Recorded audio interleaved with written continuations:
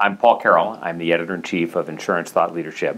I'm speaking with David Shillingford with Verisk Analytics, and we're going to talk about supply chain risks. So I'll just ask you to basically lay out what are the new risks. So the idea of supply chain risk, or that there is risk within the supply chain, isn't in and of itself new. Right.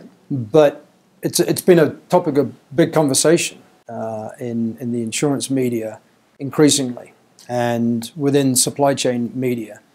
And I think that's it's a result of a couple of things. One is that supply chains over the last few years have evolved into more elongated and, in a sense, thinner supply chains. The idea of just-in-time delivery means that if something goes wrong, the impact of on the supply chain is more severe. Allied with, over the last few years, significant events, earthquake in Japan, floods in Thailand, have really brought that to the fore and has really given visibility to supply chain managers, risk managers, insurance companies, as to the potential size of risk around supply chain. So it's a topic of conversation. It is an area of very significant risk. It's an area where a significant amount of the risk is not at the moment transferred, and where both the policyholder and the insurance companies are struggling to fully understand the extent of the risk. I spoke to a group of senior executives a couple years ago, and they were all in the high-tech world and were lamenting, I think it was floods in Thailand, because it turned out they all bought the same 10-cent rubber connector from the same plant and didn't know it, and didn't know that this was the only one in the world. So for want of a connector, basically all the production was stopping for quite some time. I assume that's the sort of thing you're talking about. Exactly. There are numerous examples of an area of the supply chain that becomes disabled for a period of time that has very significant knock-on consequences. So it's the challenge for the risk managers is really one of visibility to the risk. Traditionally, I will insure you and I'll come and inspect your property and I'll get good visibility into your location and your risks and your procedures. Right. Whereas if I'm insuring you for your supply chain, for the flow of goods through your supply chain, anything that you need to get to a shelf somewhere in the world, the things that can impact your ability to do that are almost certainly not under your direct control, and you may not even know what they are. Right. So when we talk to our clients about supply chain risk, what they're often most concerned about really is two things. One is, where is my risk? If I know who I'm getting the parts from, where are they getting their parts from? The tier 2 supplier.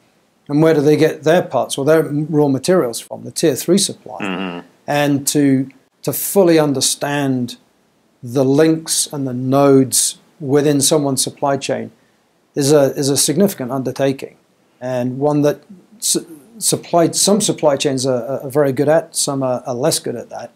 On top of which, even if you knew all of that, to actually measure the risks at each node and to be able to roll that up into a risk model is a significant challenge. Right.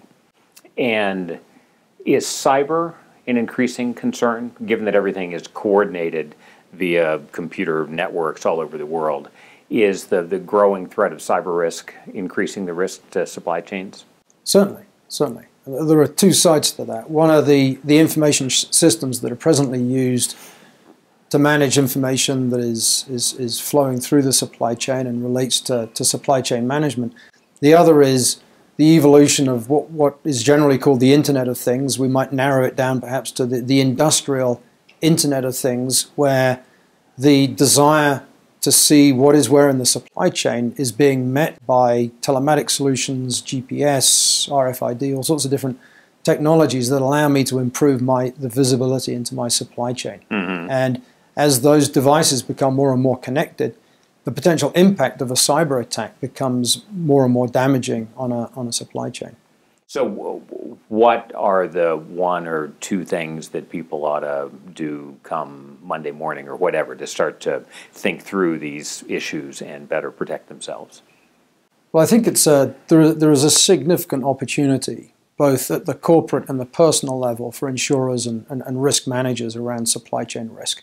Because the need for the types of models that I described really come from the lineage of the insurance industry, the ability, the need to predict risk and to build models to predict risk is very well suited for the challenges that face supply chain risk. They need to be adapted.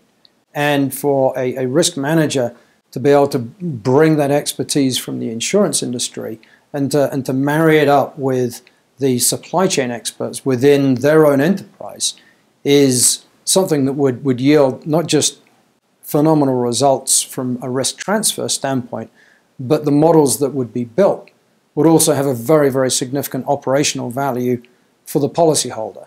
And the risk manager would then be talking to the board of directors about the company's P&L and the operations and how to sell more, as well as the transfer of risk. Right. Okay, that's great. Thanks very much. All right. Pleasure.